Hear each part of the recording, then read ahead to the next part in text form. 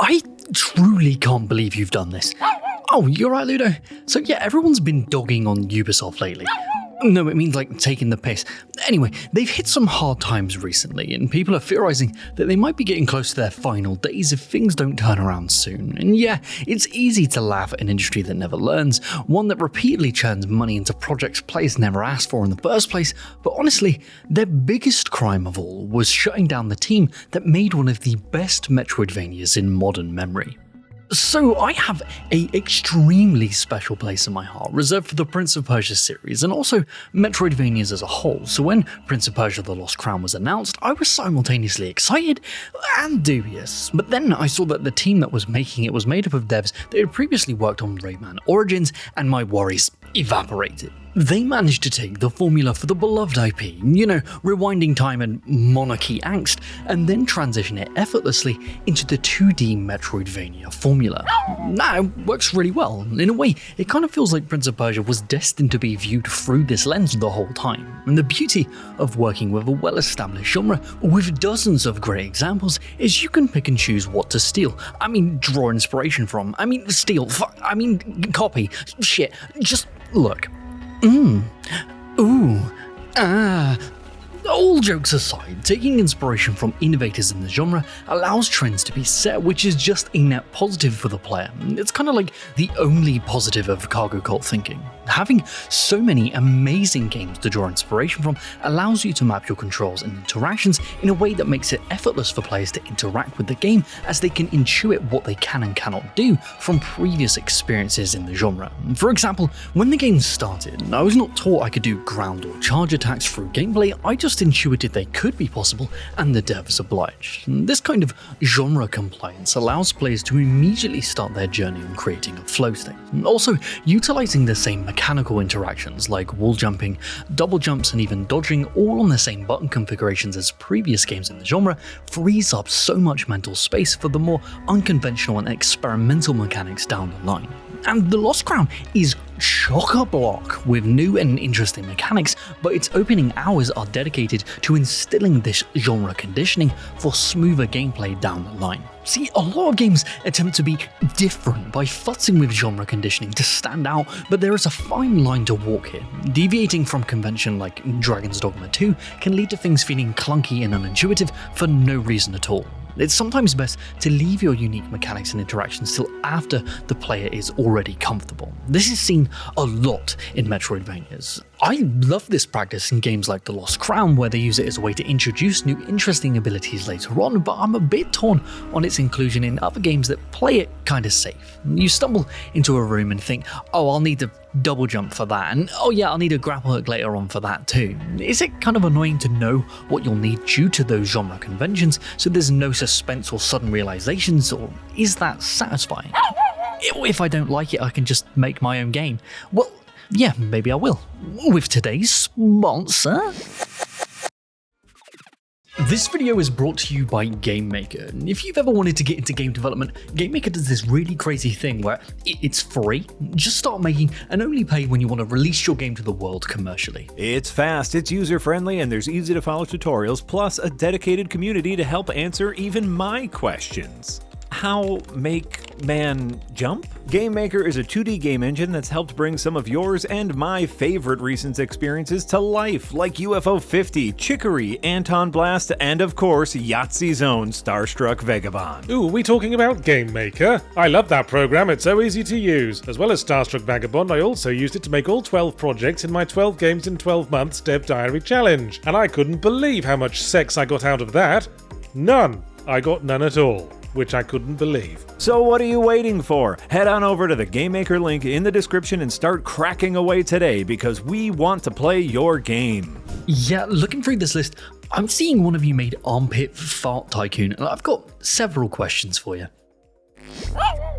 Oh, if Lost Crown is so good, what else would I steal from it? Well, just like with most Metroidvanias, I'd keep wall jumping. It's a beautiful level design trick where you can effectively set up the early game to be accessible with only wall jumping, but then later on when you add the inevitable double jump, the previous level design still works. You get that beautiful juxtaposition gratification and keep all the level design functionality from the early game. That's pretty much universal in Metroidvania, so what does the Lost Crown do well uniquely? Yeah, for sure, the time rewind mechanic is utilised really well here. It's a classic of the series, and commonly used to effectively have get out of jail free card for any of your mistakes, but here it's used to greater effect in combat and platforming. You get to place a memory or mirror image of yourself that you can recall back to whenever you want, but it has to be a conscious decision to do so. This can make certain platforming challenges much easier if you have the forethought to place down a mirror image in preparation, but also allows you to dodge certain attacks in combat, blending reaction and insight together to form this beautiful balance. In other games, this might be considered broken, but they don't restrict the player here, they embrace it. The same can be seen with all of its platforming. In other well-known Metroidvanias, once you leave the ground, you're only allowed one double jump, hence the double, so you're not allowed to chain them together after wall jumping to gain infinite height, because that would just be busted, right? Yeah, but do you know what else it would be? Fun, and that's exactly what the Lost Crown does.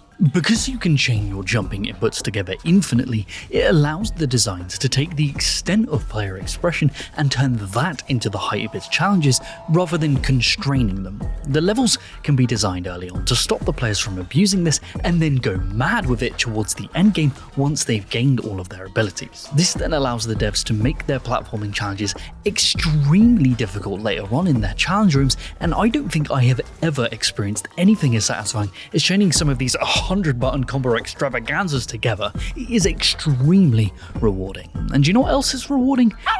The thrill of the hunt. What? No, the actual extrinsic rewards in the game. What was that? Along with the aforementioned abilities for completing certain combat and platforming challenges, you can get a suite of rewards for your endeavours. All the way from upgrades to your health, to charms that alter gameplay to your preferred style, to a currency to spend how you want on any of these upgrades. It's very easy to have your rewards feel meaningless in your game based on individual players' desires or how they scale into the endgame, but Lost Crown manages to make its rewards always feel rewarding because how they're nearly always useful to the player. All but one. Probably the one and only issue I have with this game is the one reward that made me sigh every time I saw it coming out of chest, which is the upgrade to your map markers. They're these counters that you can use to place markers on the map, denoting where treasures or secrets might be for you to come back. You place these yourself and you only have a certain amount of them, and I hated finding upgrades to this counter because you just don't need them. The map itself does a fantastic job of using Fog of War to pinpoint areas of the map you have not explored yet, and this is nearly always good enough to denote where you need to return to. See, it's kind of funny that the part of the game I dislike the most is only a problem because of the rest of the game unfolds so effortlessly due to its impeccable design that it makes one of its systems just redundant. Because every other aspect of this game, the blending of platforming and combat that plays off of one another like a dance, the way its narrative unfolds through its areas in a seemingly linear fashion, even though you can explore non-linearly. Its narrative, rewards and pacing through its skills felt so homogeneous, and it's honestly one of the best examples of what a Metroidvania should be that developers are going to be taking inspiration from this for years to come. So let me ask you this, if this game is so goddamn successful at what it does, why was its team disbanded and relocated to other projects? Yeah, these devs were reallocated instead of being fired, which is good, I guess, but that's basically like being fired at Ubisoft because they lay off so many devs upon the regular. I mean, just last week they axed 185 people to prioritize projects. What, more live service games that don't sell instead of the games that actually move the industry forward?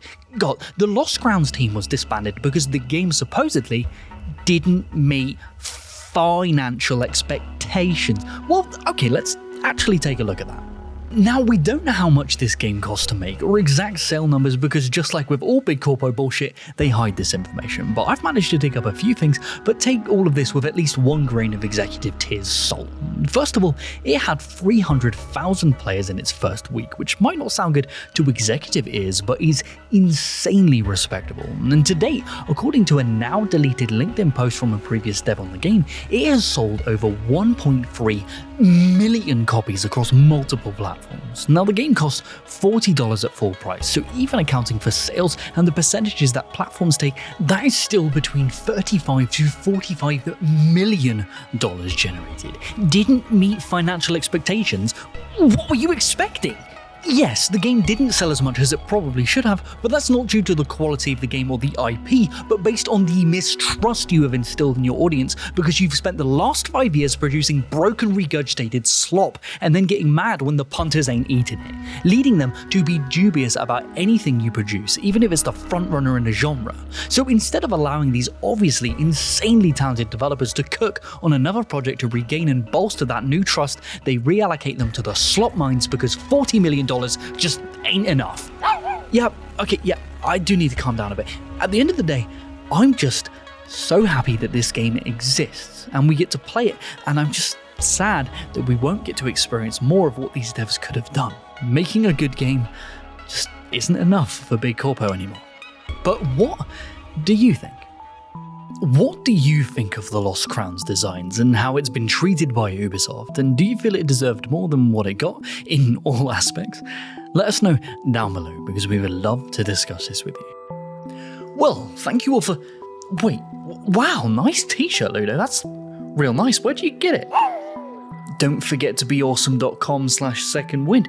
Wow, oh yeah, can I get one too? Ooh, and you can get one as well. Hit up the Don't Forget to Be Awesome store and represent Ludo to help support the show and everyone here at Second Wind. Alright, time with the bounce, Ludo. Say goodbye. Alright, bye guys.